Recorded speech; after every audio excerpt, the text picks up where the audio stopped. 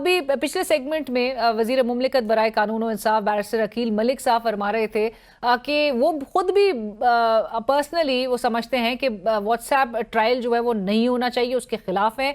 लेकिन तो वो कहते हैं कि अगर वीडियो कॉन्फ्रेंसिंग के ऑप्शंस अगर लेट्स से चोक होते हैं, नहीं चल रहे होते हैं किसी भी वजूहात की वजह से, तो फिर दीगर जो डिवाइसेस मौजूद हैं उसके जरिए ये प्रोसीडिंग तो आगे बढ़ानी है। आप लोग की रेजिस्टेंस क्यों है इस चीज पे? देखिए, रेजिस्टेंस इस वजह से है कि एक केस को सिंगल आउट करके आप वीडियो लिंक के थ्रू उसको चला रहे हैं। बाकी जो खान साहब के केसेस हैं वो आपने बंद कमरों में और आपने जेल के अंदर एक क्लोज्ड ट्रायल, जैसे कैमरा सेशन होता है, जैसे मिलिट्री कस्टडी के ट्रायल्स हुए हैं वैसे ट्रायल्स किए। ये केस क्यों चूज किया गया, इसकी वजह क्या है? क्योंकि इस केस में एक्यूज थे बहुत सारे, इसमें सारी हमारी पार्टी के लोग थे, वो आते थे, उसमें वकील भी ज्यादा थे, तो खान साहब को मिलते थे, एक्सेस थे। उस एक्सेस को बंद करना था, तो इसके पीछे नीति थी। अब जाहिर बात है खान साहब इसमें एक्यूज्ड हैं, उनका पेश होना भी जरूरी है, तो ये नोटिफिकेशन निकाला गया कि जी वीडियो लिंक होगी। तो आप अब समझते वीडियो कि लिंक जो बंद होती है वो ये जो है वो कानून ये एक्सेस कहता है शो वो करना था अच्छा वहां पे भी कि खान साहब से कोई इंटरेक्शन ना हो सके। जी बिल्कुल, ये मकसद था। और उसमें देखें, वीडियो लिंक हमेशा ये होता है, मीशा शफी केस में सुप्रीम कोर्ट होल्ड कर चुकी है, for the convenience of the defendant और the accused, not for the convenience of the state. कि स्टेट की कन्वीनियंस है कि वो वीडियो लिंक चाहती है। अगर मैं पेश नहीं हो सकता, मैं मुल्क से बाहर हूं, ऐसी पोजीशन में हूं, मेरी तबीयत ठीक नहीं है, मैं चल नहीं सकता, तो मेरी कन्वीनियंस के लिए होगा, नॉट फॉर द प्रोसिक्यूशन की पिक एंड चूज। जज को पहला सवाल तो ये करना चाहिए ना कि आप उस बाकी केसेस में तो नहीं कर रहे, इस केस में आप सिंगल आउट क्यों कर रहे हैं? बदनीति है, मेलाफाइडी है, फ्लोट कर रही है रिकॉर्ड के ऊपर। सो इस वजह से हमें इस पे इतराज है। और जो तरीका अपनाया गया, जज साहब व्हाट्सएप कॉल पे देख रहे हैं जी, ओके खान साहब आए हैं, किसी ने नहीं देखा। ऐसे ट्रायल में जिससे मैं अपने वकील से बात नहीं कर पा रहा, हाँ। मेरी कोई कम्युनिकेशन नहीं है, क्या वो फेयर ट्रायल हो सकता है? वो आर्टिकल 10 तो कॉन्स्टिट्यूशन बेसिक रिक्वायरमेंट है कि फेयर ट्रायल मेरा बुनियादी हक है, उसकी नफी है। तो ये कौन सा ट्रायल है? ये तमाशा है और तो कुछ नहीं है। ये तमाशा पहले जेल के अंदर हो रहा था, वही तमाशा अब जेल के बाहर हो रहा है। ना मुल्क में आईन है ना कानून है, ठीक। आपने आज खुद देख लिया। बल्कि मैं तो सोच रहा था कि आप आज हेलमेट पहन के प्रोग्राम कर रही हूँ, क्योंकि आपके अपने सहाफी दोस्त जो हैं उनको इस्लामाबाद पुलिस ने कैमरों के सामने जिस तरह मारा है, चले हमारे लोगों को तो विच इज आप इमेजिन करें वेरी कैमरों अनफॉर्चुनेट। के पीछे उस जब पे स्टेट हुआ तो मिनिस्टर उनके साहब साथ ने क्या हुआ माफी होगा। भी मांगी है, उन्होंने वो हजार गए भी तलाल चौधरी साहब, तलाल चौधरी साहब ने जाके उस पे देखिए, माजरत भी माफी की की है बात जी। नहीं है, मैं कह रहा हूं आप पुलिस की इम्प्यूनिटी देखें, उनको डर ही नहीं है। कैमरों के सामने सहाफियों के उसमें उनके जो सीक्रेट जगह है उनके लिए, प्रेस क्लब, उधर घुस के मारा है। तो आप सोचें ये लोग हमारे लोगों को अगवा करके जिस जिस तरह मारा होगा, हसान न्याजी को क्या मार पड़ी होगी, हैदर मजीद को कितनी मार पड़ी होगी, बाकी लोगों पे कितना तशद्दुद हुआ होगा, जो कैमरों के सामने ही नहीं डरते मारने से। मुझे तो था आप कल से सहाफी लेजिस्लेशन पास करवाएं आप सारे मिलके कि हेलमेट पहन के सहाफत करें, उसके बगैर आप नहीं कर सकते। या आपको भी वो बेल्ट्स दें जो जिसके अंदर से ना गोली गुजर सकती है ना उस पर डंडा असर करे, ताकि आप लोग सहाफत कर लें आराम से। राइट। नियाजी साहब, ये ज़रूर बताइए कि आज चीफ जस्टिस साहब को वज़ीर आला खैबर पख्तूनख्वा अली अमीन गंडापुर साहब ने एक दरख्वास्त भी कर दी है और उसमें वो मीटिंग के हवाले से वो रिक्वेस्ट कर रहे हैं कि इमरान खान साहब से उनकी मीटिंग जो है, अभी 2 रोज़ कबल उनकी 6 माह के बाद मीटिंग हुई और अब फिर आज उनको तलब किया गया था, इमरान खान साहब ने बुलाया था लेकिन वो मीटिंग नहीं हो पा रही है। तो कोई चीफ जस्टिस ऑफ पाकिस्तान से कोई उम्मीद है पाकिस्तान तहरीक इंसाफ को कि वो ये करवा सकेंगे, यकीनी बनवा सकेंगे मीटिंग्स? अच्छा, इस मुल्क का सबसे बड़ा अलमिया ये है कि आप देखें कि एक अपने लीडर से मिलने के लिए जो एक रूटीन मैटर होता है, एक चीफ मिनिस्टर को चीफ जस्टिस ऑफ पाकिस्तान को दरख्वास्त देनी पड़ी है, क्या ये रिफ्लेक्ट यहीं कर से रही है? आपको आप ये डिक्टेट ये कर रहे हैं इस मुल्क में जो क्रिमिनल जस्टिस सिस्टम है उसका हाल कितना है और उसमें अदालतों की क्या वक़्त है। ये एक मैटर है जो ट्रायल कोर्ट सेटल कर सकता है आपका, जहां पे ट्रायल हो रहा है उसका ऑर्डर कोई मानता नहीं है। फिर इस्लामाबाद हाई कोर्ट, आपको पता है पहले तो कोई इंप्लीमेंट हो जाता था, जब से ये 26वीं आईनी तरमीम आई है और जब से डोगर साहब चीफ जस्टिस बने हैं, तकरीबन इररेलेवेंट हो चुकी है, क्योंकि extension of the executive is judiciary after the 26th amendment. Executive उनको सीरियस नहीं लेते और ना वो उनको कंटेम्प्ट इशू करते हैं, ऐसी मैटर पेंडिंग रहता है या डिस्पोज ऑफ हो जाता है। फिर अब चीफ जस्टिस, ये पहली दफा नहीं कहा या अफरीदी साहब को, this is the third time कि चीफ मिनिस्टर कह रहा है जी मुझे अपने लीडर से मिलने दें, लेकिन हाँ। अभी तक कुछ नहीं हुआ। या अफरीदी साहब, ये नहीं पता पिछले 1 साल में उनकी क्या कंट्रीब्यूशन है towards upholding the fundamental rights in Pakistan या प्रोटेक्टिंग दोज पीपल जिनके साथ इनजस्टिस हो रहा है। अभी तक तो यही लग रहा है कि वो सुप्रीम कोर्ट की बिल्डिंग में कोई पेंट सही है नहीं ठीक है, पंखे सही है ठीक नहीं है, यही काम हुआ है। अदरवाइज मुझे कुछ इंसाफ होता हुआ नजर नहीं आ रहा। सुप्रीम कोर्ट की कोई कंट्रीब्यूशन नहीं है, और जिस बेंच ने इंसाफ देना है उसने 3 ऐसे फैसले दिए हैं, वो दुनिया में किसी को आप दिखाने के काबिल नहीं है कि राइट, हम बट मिलिट्री न्याजी कोर्ट्स साहब को आपकी लीगलाइज पार्टी के करते हैं। दीगर रहनुमा समझते हैं कि होप तो थोड़ी बहुत जो है वो रहती है। बाकी न्याजी साहब आखिर में मुझे ये बता दें कि कोई स्पीकर साहब आज भी कहते कि जो कमेटी से इस्तीफे दिए हैं आपके कोलीग्स ने वो वापस ले लिए जाए, वापस वो कर ले। तभी मेरे ख्याल से इतने देर से ही वो मंजूर भी नहीं कर रहे थे, सो वो एक और मौका दे रहे हैं। कोई थॉट प्रिवेल कर रही है कि इस पे रिव्यू किया जा सके? देखें, ये तो खान साहब ने डिसाइड करना है, उनका हुक्म था। अब स्पीकर साहब की मर्जी से तो पाकिस्तान तरीके इंसाफ ने नहीं चलना। अगर स्पीकर साहब को इतनी ही इस पार्लियामेंट की तकरीम की, इज्जत की, या इसकी वैल्यू की, सिग्निफिकेंस की फिक्र थी, तो जब इसी पार्लियामेंट के अंदर लोग घुसे थे और हमारे एमएनएस को उठा के ले गए थे, तो तब कुछ कर लेते। तब तो बेबस थे।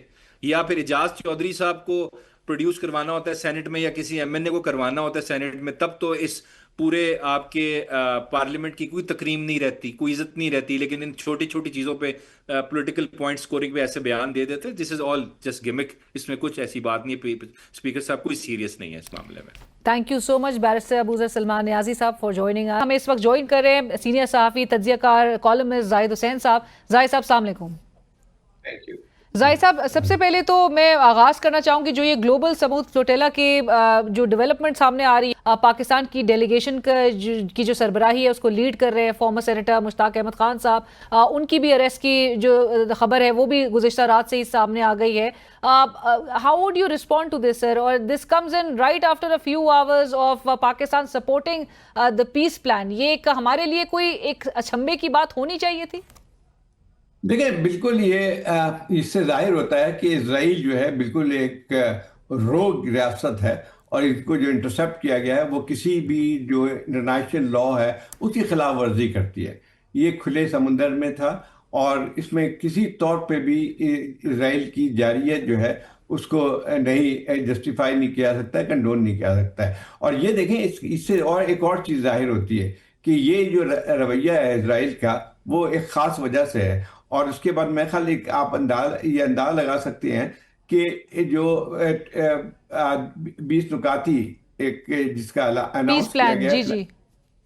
में जो है उसके फौरन बाद जो इसराइल की कार्रवाइयां और तेजी के साथ बढ़ गई हैं, और ये एक बिल्कुल साफ बात है। उसकी वजह यह है कि जो 20 नुकाती प्लान है ट्रम्प का, जिसका कहते हैं कि वो लैंडमार्क डील है, और उसके जो है वहां पे सीज फायर हो जाएगी। लेकिन असल में देखा जाए तो वो इंडोर्समेंट थी इसराइल की जितनी भी जेनोसाइडल वॉर थी 2 साल से गाजा में उसकी। और दूसरी बात यह कि उसके साथ साथ जो है सिर्फ ये नहीं था कि गाजा पे जो है उसकी कार्रवाइयां थी, बल्कि आप देखें कि 6 अरब मुल्कों पे भी उसकी फौजी कार्रवाई रही है। और आखिर जो है हम सबको पता है कि कतर में क्या हुआ। अब इसके बाद जो है ये अगर 20 नुकात को अगर आप देख लें तो उसमें कोई ऐसी बात नहीं है जो कि फ़लस्तीनियों के मफाद में हो। ये पूरी उसमें पूरी हर एक जो है उसकी क्लॉज जो है उसको लगता है साफ है कि वो इसराइल की हिमायत में है। और ये बिल्कुल सही बात है कि जो हमास का मैं देख रहा था कहीं पे स्टेटमेंट आ रहा था कि ये तो इसराइल के एक लिहाज से डॉक्यूमेंट है, और डॉक्यूमेंट ऑफ विक्ट्री है। ये बिल्कुल सही बात। आपने अपने कॉलम में भी ये मेंशन किया जाहिद साहब, declaration of victory for a state accused of war crimes, it's a complete document of surrender. लेकिन जो जाहिद साहब कॉन्ट्रडिक्शन नजर आ रही है पाकिस्तान के स्टांस में, पाकिस्तानी हुकूमत के स्टांस में, जहां पे वजीर आजम शहबाज शरीफ साहब was the first one two welcome this document, और उसके बाद फिर हमें डार साहब न्यूज कॉन्फ्रेंस के थ्रू भी बताते हैं और काफी डिफेंड करते हैं इस पूरे प्लान को, ये कह के कि जी जो स्पॉयलर्स थे, हम नहीं चाहते थे कि ये सीक्रेटिव बात जो है वो डिस्क्लोज हो जाए किसी भी तरह से, ताकि स्पॉयलर्स इसको खराब कर दें। और फिर same day after a few hours वो टीवी टॉक शो में वो हमें बता रहे थे कि ये तो वो डॉक्यूमेंट था ही नहीं जिस पर सारों ने अग्री किया था। सो ये कॉन्ट्रडिक्शन को आप किस तरह से देख रहे हैं? Was Pakistan aligned, you think? देखिए, इसी वजह से हमारी लीडरशिप की बैंकरप्सी भी जाहिर होती है। अब मसला ये आता था कि जो भी अगर फर्स्ट ये कोई भी एक जिम्मेदार अगर सरबराह होता है इस मुल्क का, तो वो कभी भी इतनी जल्दी बयान नहीं देता। और ऐसा मालूम होता था कि शहबाज शरीफ साहब तुले वो होते हैं कि वो किसी तौर पे भी ट्रंप को जो है वो नोबेल प्राइज जरूर दिलवाएंगे। अगर उनका बस चलता तो शायद नेतन्याहू के लिए भी वो तजवीज़ कर देते हैं कि उसको भी नोबेल नोबेल पीस प्राइज मिलना चाहिए।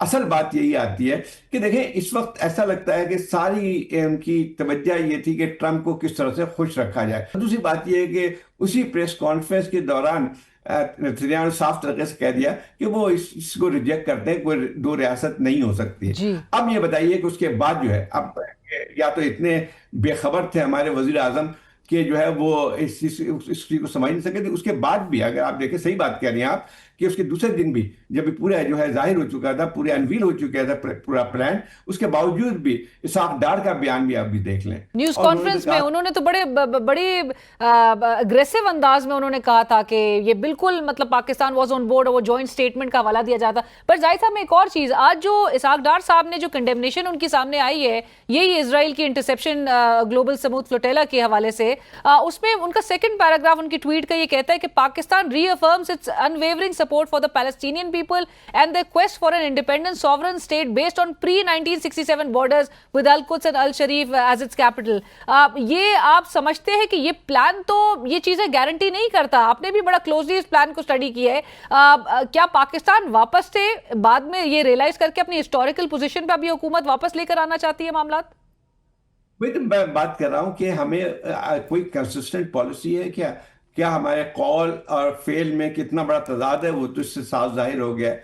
अब मसला ये आता है कि वही मैंने जैसे पहले उसका दोबारा मैं रिपीट कर रहा हूं कि जिस शख्स के भी एक पहली नज़र में देख सकता था कि 20 जो निकात प्रोग्राम है, प्लान है, उसमें फ़लस्तीन का कोई जिक्र नहीं है। दूसरी बात यह है कि इसके और भी जो इसकी तजवीज़ रखी गई कि आइंदा के लिए जो पोस्ट वॉर एक एडमिनिस्ट्रेटिव एक जो प्लान दिया गया है, उसमें भी फ़लस्तीनियों का कोई भी रोल नहीं रहेगा। और वो अब अंदाज़ा लगा सकते हैं कि ये कॉलोनाइजेशन नहीं है और क्या है कि उसके जो है सदारत जो है वो जो भी एक कमेटी बनी है वो प्रेसिडेंट ट्रंप करेंगे और उसके मेंबर में जो है टोनी ब्लेयर होंगे, साबिक वजीर आजम है। अब मसला ये आता है कि ये दुनिया में कहाँ होता है, एक तो ये सब्जुगेशन है, एक मुल्क की एक खिते की एक सब्जुगेशन है, तो ये कहाँ पे उनकी ख़त्म हो जाती है, कोई भी नहीं।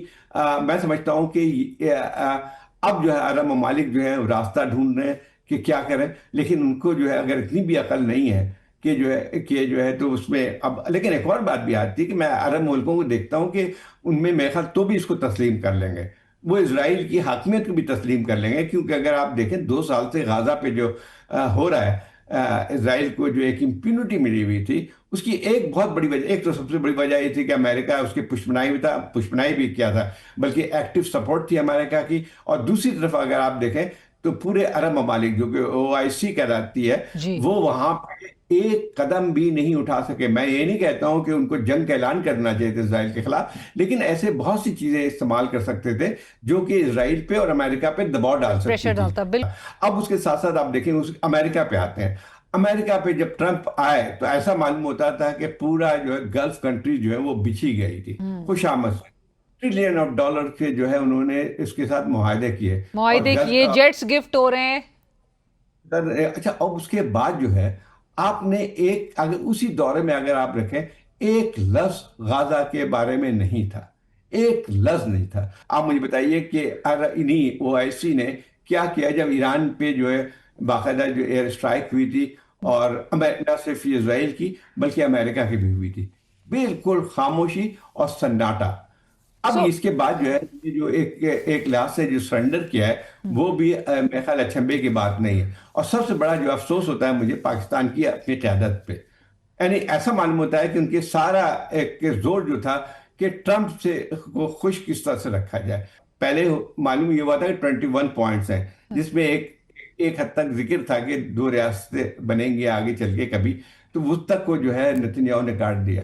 एब्सोल्युटली। और जाहिर साहब नेतन्याहू का इस प्लान पे पहले दिन से ही एग्री कर जाना, I think should have raised eyebrows, it was enough to raise eyebrows of all other countries. But thank you so much Zahir साहब। और इसी के साथ ही प्रोग्राम की टीम और अलीना शिगरी को इजाजत दीजिए। अल्लाह हाफिज।